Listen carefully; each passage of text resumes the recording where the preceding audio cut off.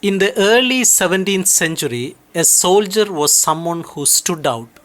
You could recognize him by his strong body, confident look, and proud behavior. His posture and movements were signs of his strength and bravery. Even though he learned how to fight mainly by doing it in real battles, his way of standing, walking, and holding his head showed honor and dignity. People believed certain body features made a man fit to be a soldier. A straight head, firm stomach, broad shoulders, long arms, and strong legs. These physical signs helped identify someone who would be agile and strong.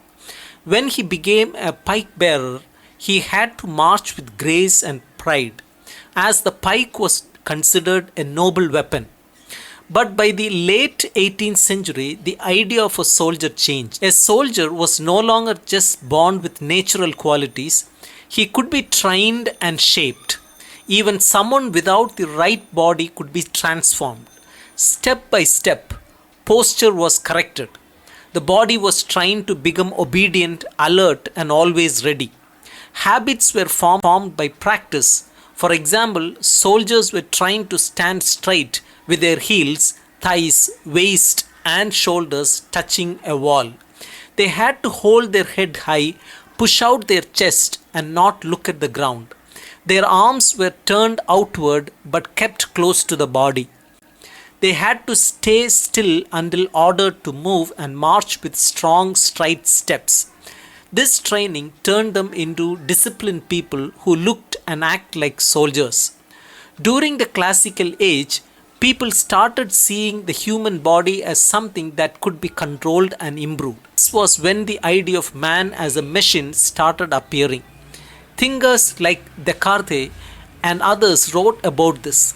There were two main ways of understanding the body. One was philosophical and medical, trying to explain how the body works. The other was practical and political, using training and rules to control the body in places like the army, schools, and hospitals. These two approaches were different. One focused on how the body functions and how it can be understood. The other focused on how it can be used and controlled. But sometimes these two ways of thinking came together. For example, La Mettrie's idea of man as a machine combined both ideas. He talked about docility, how body can be controlled, trained, and improved. A docile body is one that can be used and made better. The mechanical dolls and automata created in that time also showed this idea. They were not just toys but symbols of power and control. Kings like Frederick II, who loved machines and well trained soldiers, were fascinated by these ideas. What was new in the 18th century was not the idea of controlling the body, because bodies had always been controlled by rules in every society. What changed was how detailed and focused the control became. Before, the body was treated as one whole. Now it was controlled part by part, movement by movement, step by step. Each small action of the body could be directed and improved. The goal was no longer to make the body look strong or act brave, but to make it efficient. It wasn't about the signs the body showed, but how well it moved and worked. The body's energy was carefully managed. Exercises became more important than ceremonies. This new kind of control worked all the time. It watched every action closely, not just the results. Time, space, and movement were organized in great detail. This method of control was called discipline. Discipline meant controlling every part of the body and making it useful.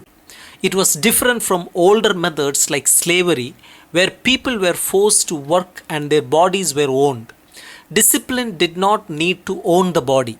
It got the same or even better results through training and rules.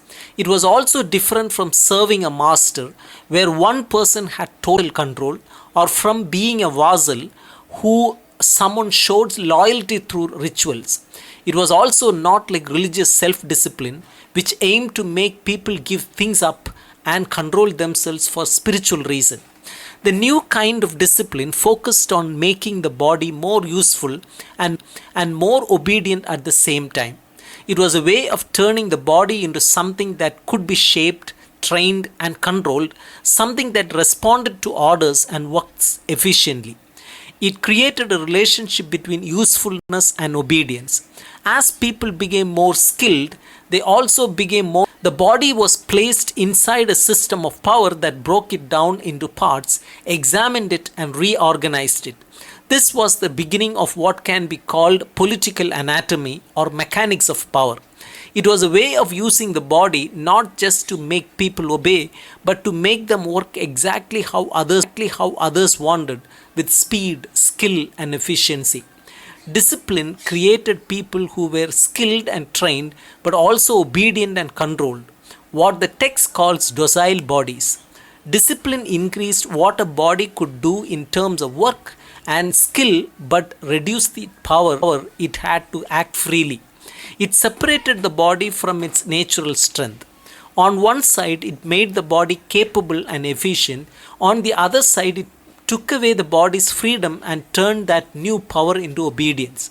Just like economic exploitation separates workers from the products, disciplinary control separates skill from freedom. It creates a link inside the body between becoming more capable and becoming more controlled. This new way of shaping people did not happen overnight. It was made up of many small changes that came from different places and situations. These methods developed slowly and spread gradually. They first appeared in secondary schools and then moved to primary schools. Hospitals were also influenced. The army changed its structure too. Sometimes these ideas spread quickly, like between the army and schools. Other times they spread slowly and quietly, like in workshops that began to follow military like discipline.